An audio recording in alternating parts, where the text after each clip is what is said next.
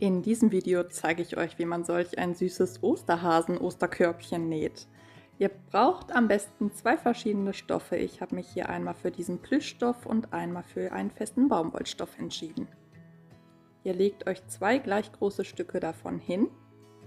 Diese sollten ein Maß von 60 x 30 cm haben. Ihr könnt natürlich die Größe variieren, wenn ihr größere oder kleinere Körbchen machen wollt. Ich falte einmal wie folgt und dann gehe ich hier unten an den Umbruch und markiere mir hier 2,5 cm jeweils vom Rand entfernt. Dann gehe ich genau in die Mitte vom Stoff und gehe einmal mit einem leichten Bogen nach oben jeweils zu den Ecken hin. Das Ganze schneide ich jetzt einmal raus, die beiden Ecken und hier oben die Öhrchen.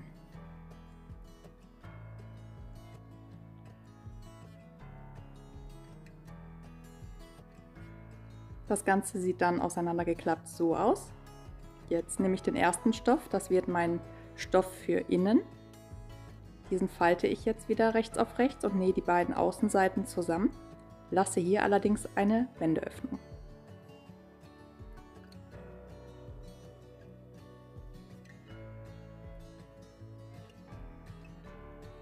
Das gleiche auch mit dem Plüschstoff.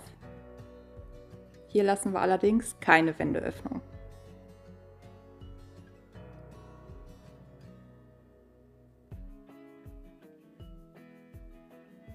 Jetzt gehe ich hier an den Ecken hin und lege mir das einmal wie folgt zusammen und fahre hier einmal mit der Nähmaschine drüber. Das mache ich jetzt mit der anderen Seite genauso. Und natürlich mit dem anderen Stoff auch. Jetzt krempel ich diesen Plüschstoff einmal um und stecke den dann in den anderen Stoff hinein, und zwar so, dass sich die schönen Seiten anschauen.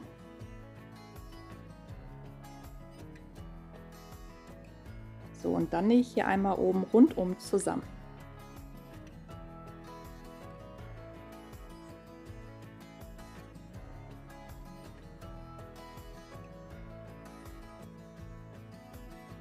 Dann krempel ich das Ganze durch die Wendeöffnung durch.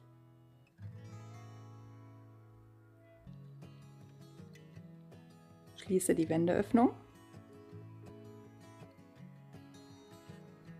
Stecke den Innenstoff einmal rein und dann ist es auch schon fast fertig. So werde ich jetzt gleich die Öhrchen befestigen. Das mache ich mit zwei kleinen Zopfgummis. Und ich werde das jetzt noch ein bisschen aufpimpen, und zwar nehme ich hier meinen 3D-Liner und male mir hier ein kleines süßes Hasengesicht drauf. Das müsst ihr natürlich nicht machen, aber ich finde es ganz niedlich.